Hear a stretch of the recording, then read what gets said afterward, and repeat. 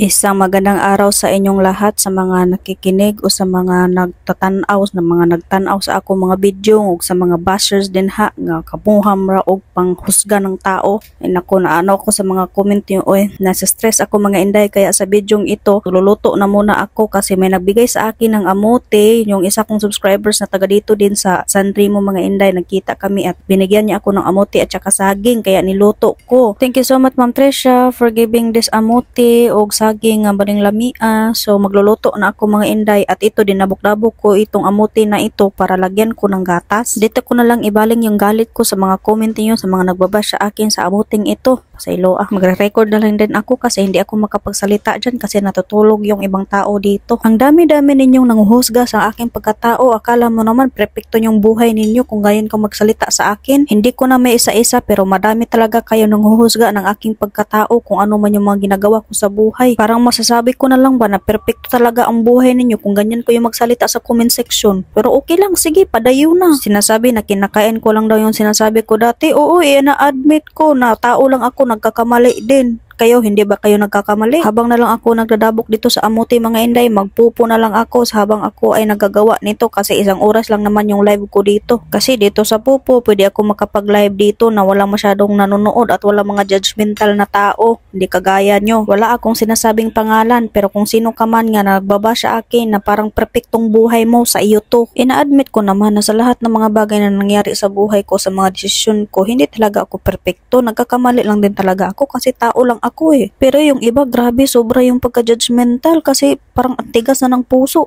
Parang wala nang, parang bato na yung puso ba kung magsalita. Alam ko din na concern lang din kayo kasi alam niyo yung takbo ng buhay ko, pero dahan-dahanan nyo naman, isip-isipin naman natin na hindi talaga tayo perfecto. Dami nagsasabi, marupok daw ako, wala na akong ibang lalaki na mahanap, bakit ko pa daw siya sinundo, bakit pa daw ako nakapagkaibigan. Ano bang meron sa pagkakaibigan kung ex ko naman siya? Pinag-isipan ko talaga yan mga inday, yung 3 buwan ako nagta-travel. At hindi ibig sabihin na nakipagkita ako sa kanya, akong sumundoon sa kanya sa airport, hindi ibig sabihin na babalik sa dati. Marami na talaga akong mga natutunan sa mga nangyari nung dati na kami nagsama ng 1 taon mga day. So hindi ibig sabihin na nangyari yun sa akin ay hahayaan ko naman rin na mangyari ulit sa akin ngayon. Hindi ba pwede na umuwi lang siya muna dito para gusto niya makipagkita sa pamilya niya at saka sa pamilya ko? At hindi ba din pa pwede makipagkita kahit nakaibigan man lang? At siya dito sa kundo mga inday, hindi naman ako talaga nag-iisa dito or hindi lang kaming dalawa dito kasi andito man ang kapatid ko. Sinasabi niyo na marupok akong babae. Oo, marupok na kung sa tingin niyo ay marupok ako, pero hindi ako kagaya niyo na ang tigas ng puso na parang hindi marunong magpatawad ng tao. Hindi ba deserve ang second chance sa tao kahit nakaibigan man lang? Ang dami nagsasalita sa inyo ng tapos. Ano ba daw nagustuhan ko sa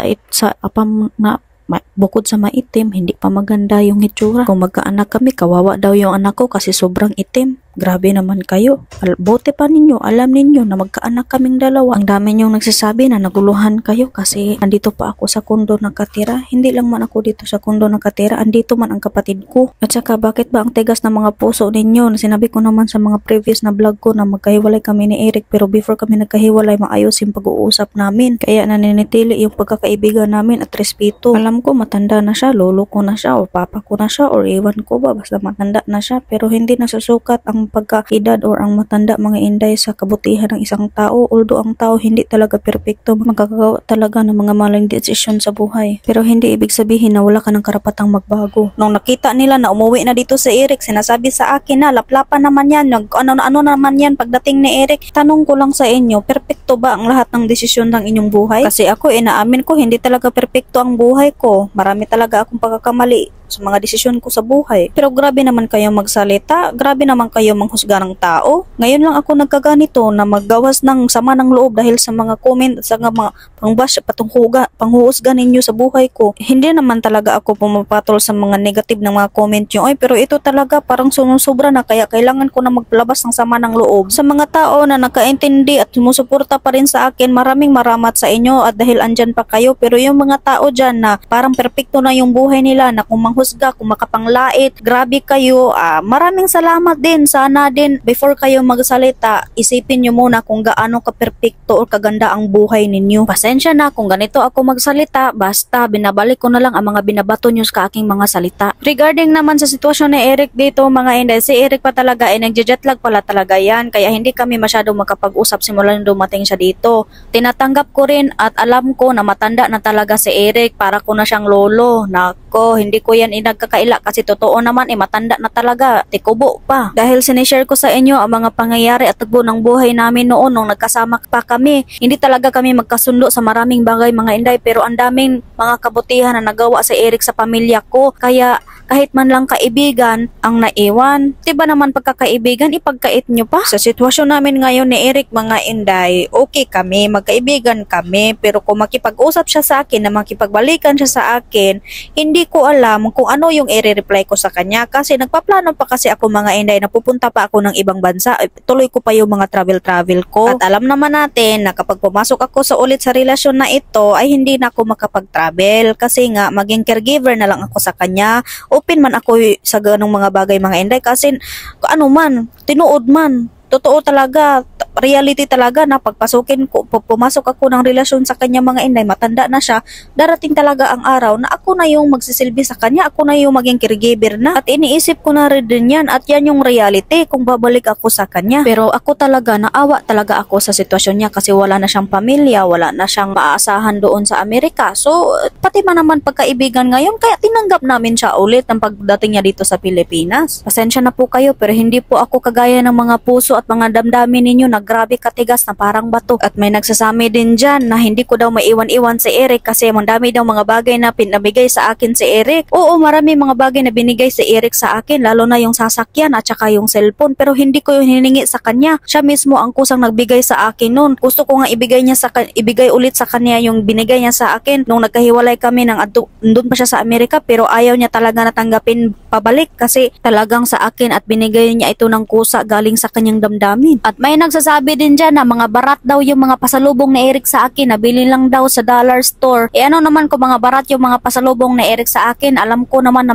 yung mga chocolate na yun at saka mga candy, para yun sa mga kapatid ko at saka sa mga pamangkin ko. Hindi naman ako nag-looking forward kung ano man yung pasalubong na ibibigay niya sa akin. Dahil yung mga pasalubong niya ng mga candy, mabibili ko lang naman yan dito sa Pilipinas. Oy, hindi ko na masagot-sagot ng isa-isa yung mga comment na niyo sa pag-negative nyo sa akin, pangbabas niyo sa akin. Basta kay naipagawas na nako ning akong gibati diri ninyo. At masasabi ko lang talaga, life must go on kahit na ano man yung mga pagsulay, mga pagsubok na darating sa ating buhay. Laban tayo mga day. But may nagsasabi din sa aking mga past na video na in-upload na sinali ko daw yung kilikili ko. Ano naman kung isali ko? Kaya nga ako nagbablog kasi sineshare ko sa inyo kung ano may yung mga na-experience at nangyayari sa buhay ko. Kaya sineshare ko ninyo sa inyo yung gore.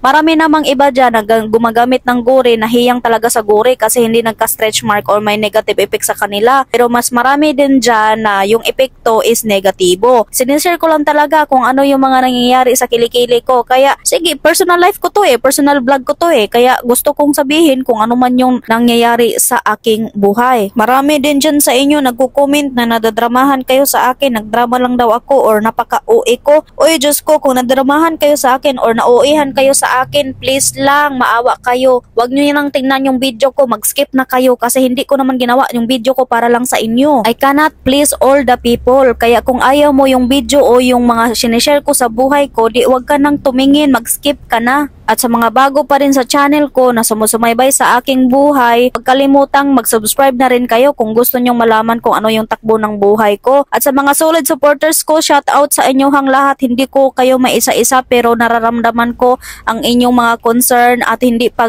nyo ako ginajudge ba. Maraming salamat sa inyo kasi nakaintindi kayo sa akin at yung mga iba tumatawag talaga sa akin para magbigay ng advice. Maraming salamat. At sa mga tao na nakipag-usap sa akin, na-meet namin sa mall or kahit saan ko naman kayo na-meet, kung kilala niyo ako at nagkausap tayo, maraming salamat po sa inyo. At kung sino man po makakita sa amin or sa akin na nagkikilala, sure po ako na hindi ko po kayo makikilala kung hindi nyo po ako tatawagin. tawagin. So tawagan nyo lang po ako na Inday or kahit na ano, Buriat ba or Heart.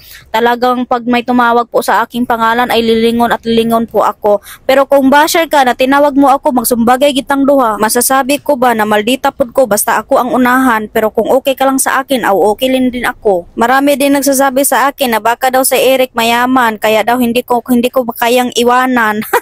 Alam nyo mga Inday, sa totoo lang, yung pagdating ni Eric dito nung 2019, tapos nung kami na official mga Inday, at nung nagkasama kami ng 1 taon, kaming dalawa, yung mga gamit niya mga Inday, ako lahat ang bumili. Yung mga short niya, yung mga damit niya, yung mga pangangailangan niya mga Inday, ako lahat nagpalit. Oy, kay lalaki lang, magpakalalaki lang talaga. Tayo mga babae talaga iba. So, hindi ko gusto mga Inday ba na yung pagsasama namin na lahat ng mga gastusin aangkinin niya.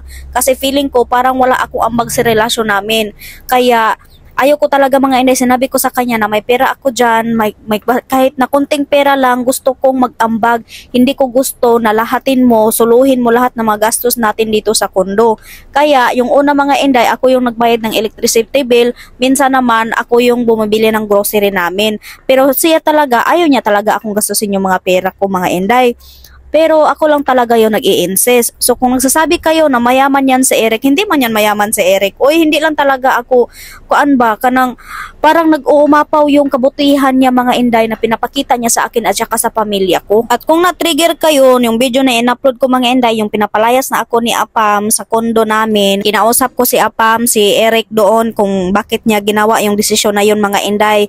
Yun nga, sinabi ko naman yung sa previous video ko na gusto lang talaga ni Eric na nasa kamay ako ng aking pamilya kapag umuwi siya sa US kasi mas kampante siya na kasama ko ang aking pamilya.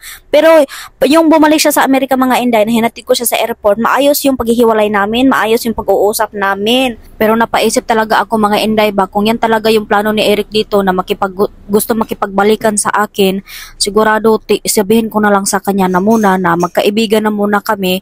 Pero kung ano man yung mga kailangan niya, andito kami as your family, we can take care of you. We can take care of him naman talaga mga Inday kasi napakabuti niyang tao. So wala na nga kaming relasyon besides sa pagiging magkaibigan. So willing din kami talaga mga Inday kasi yung pamilya ko talaga, trinit na talaga siya na sarili naming kadugo talaga. At pwede ko na siyang tawaging daddy or lolo or uncle. Joke lang mga Inday oy, pero ayun, sa mga nagtatanong, nakawawa lang daw si Eric dahil ginawa ko na lang daw siyang content. Ay nako, kung alam niyo lang mga Inday, kabalo si Eric, alam ni Eric kung ano man yung ginagawa ko sa YouTube, at sinabi ko sa kanya na sinishare ko yung relasyon namin sa inyo at sabi niya walang problema. So hantayan na lang natin mga Inday, baka mag-asa ko kay Eric kung ano man yung gusto niyang sabihin sa akin or ano man yung statement niya sa pagbalik niya dito. Antayin na lang natin kung ano yung mga plano niya mga Inday. Pero nag-asa ko ng permission sa kanya simula pa lang nung una, nung simula akong mag-vlog sa aming relasyon. So, I already asked his permission mga Inday, okay naman siya. Alam nyo ba dahil yung 3 months akong straight na nagta-travel, ang dami kong mga naiisip, ang dami kong mga pangutana, mga question, ang dami kong mga natutunan. Sa side naman namin ni Eric mga Inday, kasi ako, wala pa talaga akong plano na mag-asawa, wala akong plano na magkaroon muna ng anak kasi gusto ko munang i-enjoy yung pagka-single ko, yung gusto ko munang ma-achieve yung mga dreams, and yun talaga mga Inday, gusto ko talagang makita yung ibang mga lugar, ibang mga country. Tapos kapag babalik ako kay Eric mga Inday, mahihirapan na ako kasi nga beside na matanda na siya, tapos years by years mas lalo siyang tumatanda, so ako na yung mag-aalaga sa kanya.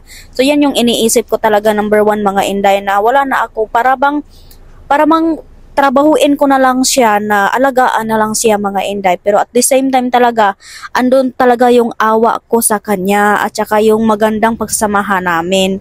Hindi naman all the time or every day na magkasama kami noong kami pa mga Inday is puro lang away, puro lang iyakan. Nagkakataon lang talaga yun. Yung na-share ko sa inyo is yun yung parang pinaka-worst. Marami ding nagsasabi sa akin at saka labi na sa aking mga relative na mag-asawa na daw ako para magkaanak ako kasi malapit na akong malapas sa kalendaryo. napaisip din ako mga Inday kasi yung mga batchmate ko may 4 na, may 3 ng mga anak at malaki na yung mga anak mga Inday kapag nagkasama sila para lang magkapatid. Doon medyo nagseselos ako sa ganun mga Inday. Nasasabi ko ba na sana nga yung 20s pa ako, nag-asawa na ako para ngayon may anak na rin ako. Pero at the same time mga Inday, I'm blessed din kasi hindi nila na-experience yung mga na-experience ko as a single. Pero niya, tatanda lang siguro talaga ako mga Inday na walang anak kasi si Eric, kung babalik ako kay Eric, gulang na siya, hindi na siya din magkaanak. Ako din, ngayon walang plano. Siguro gusto kong magkapamilya or magkaanak mga Inday at the age of 35 or 36 pero hindi ko alam. Si God lang ang nakakaalam sa aking future. Pero balikan ko muna itong mga ginagawa ko dito mga Inday. Natapos na ako magdabok-dabok sa amote. Ngayon, nagbili si Eric ng cheese mga day kasi magpunta siya kaganina sa mall at binilhan niya ako ng cheddar cheese. At first time ko pa itong gumamit ng cheddar cheese na ito mga Inday. At itong ginagawa ko ngayon is experience. Tuob ra ba? Hindi pa ako nakagawa nito mga Inday. So, tinikman ko yung cheese. Parang iba man yung lasa yung cheese. Pero sige lang, subukan ko lang mga Inday. Hiniwa ko muna yung cheese. Tapos napaisip ko na may saging man kami dyan na malapit ng malata ba, malapit ng madaot. So, gaplano ko mga Inday, nagkat-cut na lang ako o hiniwa-hiwa ko yung saging tapos nilagay ko muna sa ibabaw ng amote tapos nilagyan ko ng cheese. Ako talaga, hindi talaga ako palakain ng cheese mga Inday pero kay andito naman so sinusubukan ko lang mga day. So ito na, ready na, ipasok ko to sa microwave para matunaw yung cheese mga day. Ano kayang lasin nito pagkatapos mga day pag natunaw na yung cheese pero antayin na lang natin. Pero habang ako ay nag-aantay dito sa matunaw yung cheese mga day, ako ay nagpapasalamat kasi marami sa inyo anong bumibisita sa aking Popo at mga nagda-download ng Popo.